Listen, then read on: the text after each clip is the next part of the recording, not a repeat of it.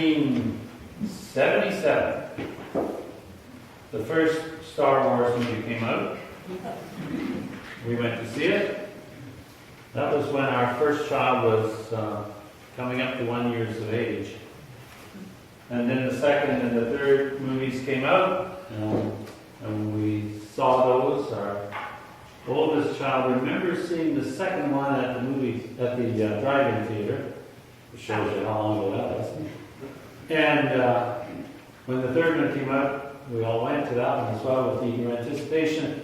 And our youngest wasn't yet quite 2, and he hid under the seat during the Jabba the Hutt scene. But came out with the Ewoks on the screen. So our kids grew up with that as kind of a background of their life. We got the beta tapes, and then when that died, we got the VHS tapes. And we watched them from time to time, and enjoyed the Star Wars movies, got the books, read the books. So in 1999, 22 years later, when our children were 17 to 21, the first movie came out. Now this was, in the internal chronology of Star Wars, it was the first one, but it was the fourth actually to be released. And we all went on opening day to a large theater. I think it was called the Uptown, I'm not sure. It was on Eglinton, east of Yonge Street. And we're standing in line, excited for this to happen. One of our kids said that the reason why they were so excited was because this is the first time that they were going to see a Star Wars movie for the first time. Because all their lives, they'd never seen one for the first time. They'd always been there. Sort of like the story of the Three Little Pigs. Children don't usually remember hearing that for the first time, but they know what's going to happen, right? And they're not going to be safe till they get into the house built with bricks. And Jack is going to be all right when he goes up that beanstalk, and he's going to escape the giant. He's going to cut down that beanstalk. And we all know that Goldilocks is going to get out of the house with the 3 bears before they get home again. So they'll be okay. But to actually see something for the first time that you know and love is kind of amazing. There are stories that we love, and we love to hear them again and again and again. But there are times in our lives when something new happens. The people of Israel had stories that went around and around and around. And they knew and expected that each year there would be the festival of the first fruits, and the festival of the ingathering, the festival of the lights, and the festival of the libations of water, and all the festivals that would go on and on and on, year by year. They enjoyed those. The same stories were read again and again and again, and they knew what to expect. But sometimes the unexpected happens. But Simeon and Anna were in the temple waiting.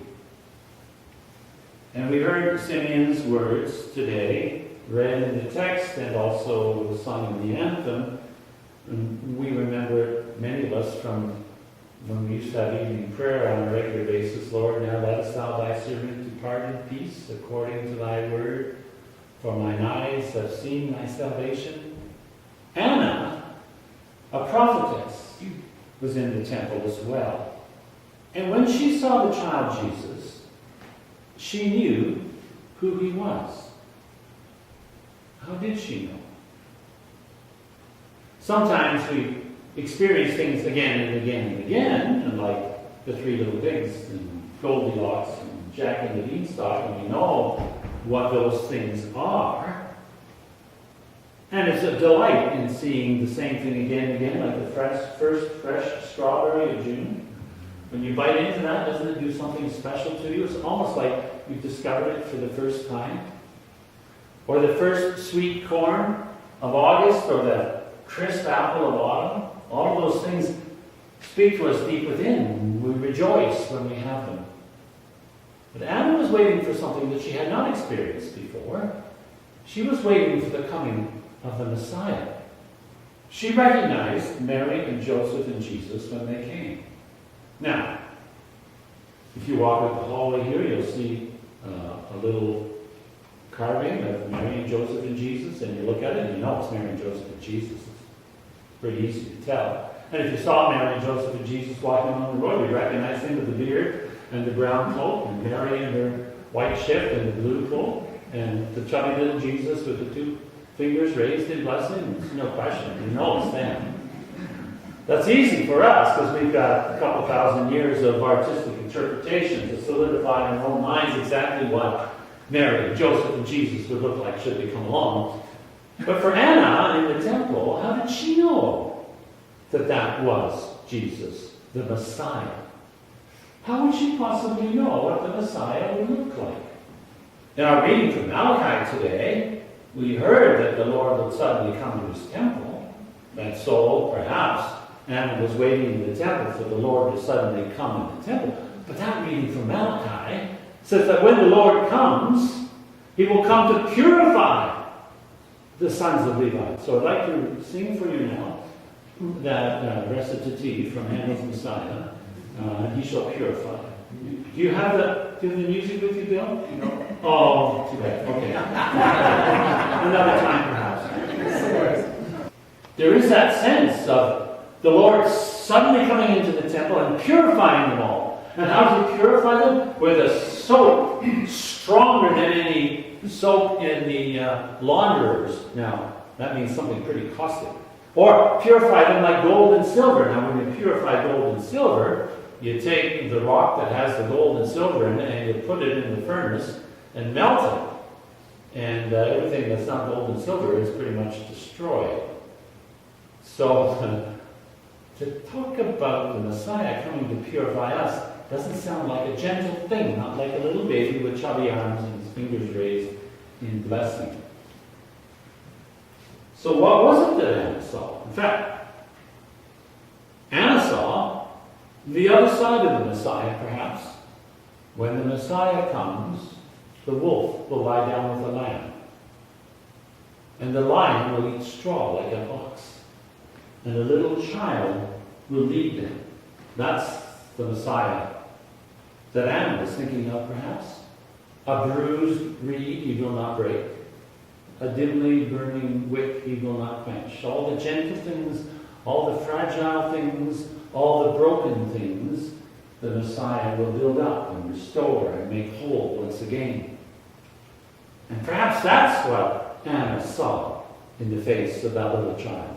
And in fact, when Jesus began his ministry some 30 years later, that was part of the struggle he had. People wanted to take him and make him a king. Well, why not? They were oppressed by the mighty forces of the Roman Empire. They lived under privation and threat of death every single day. So certainly to have someone come and rescue them from this was something to be valued greatly. But Anna saw the gentle side of Jesus. And maybe Anna saw something in Mary as well. And perhaps that Mary saw something in Anna. Also in the 1970s, we went to Convocation Hall one day to see Mother Teresa, who was coming to Toronto. And Shirley and I waited on the outside because we had a friend who was going to meet us, and we never met up with a friend. I don't know whether the friend got in or not, or decided not to come, which would have been a great loss. So when we finally decided we have to go in now, all the seats were taken. And so they squeezed us in, and Shirley couldn't get a proper seat. She had to sit on the floor at Mother Teresa's feet. I stood in the wings, right behind the camera. So I could see Mother Teresa 15 feet away, and her face large right there in the camera. She was very gentle, and very loving, and exuding the presence of Christ, and spoke about what we could do to love one another. How we could change the world simply by loving those around us and near us. And we recognized in her something of a Messiah that day.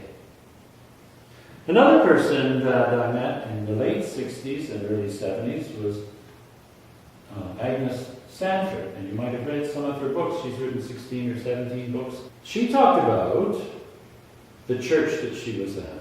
Before the services each Sunday, several people gathered in the balcony and watched each person come into church. As each person came in, they prayed for that person. Thought about what they might be going through, what they needed, how God could bless them and nurture them. And they did that year after year after year. And Agnes said that if you came into that church late at night, the cross on the altar had a glow around it. That as those years passed, that glow increased. And they never could find out where in the dark the glow was coming from. All ministry comes and goes, and things change in our lives. That priest left, the focus of the ministry shifted, and the people didn't sit in the balcony and pray anymore for the people as they came in. And when Agnes came back years later, there was no glow on the cross, on the altar. Maybe it's not a surprise that when we look at stained glass windows or pictures like that, we see a glow around those who are holy and those who are saintly. And maybe that's what Mary the Virgin, the mother of Jesus, saw when she came into the temple and saw Anna there with a glow around her.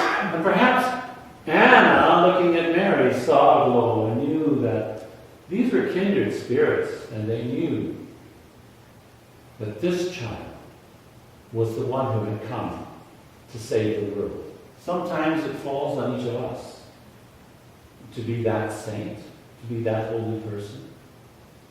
When someone walks into this church, maybe we're the first person they see.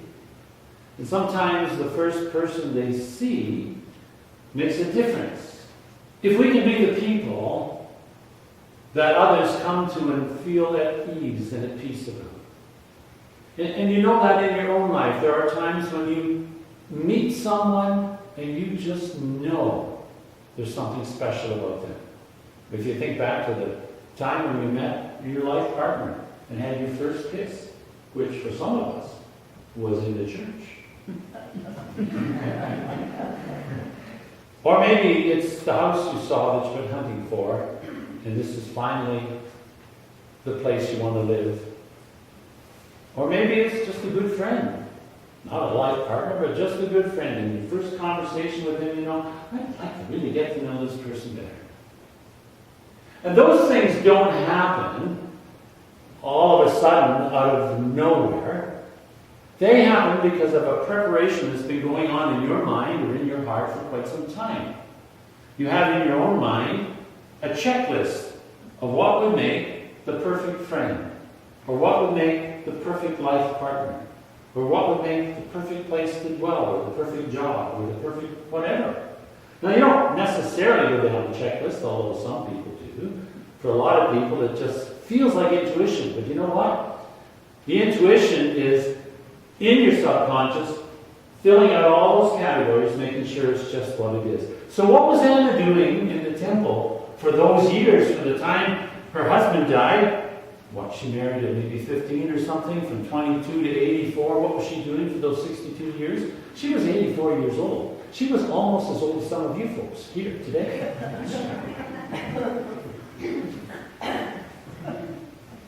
Put your hands up if you were. What was she doing in all those years? She was listening to the scriptures being read. She was praying. She was meditating upon those scriptures.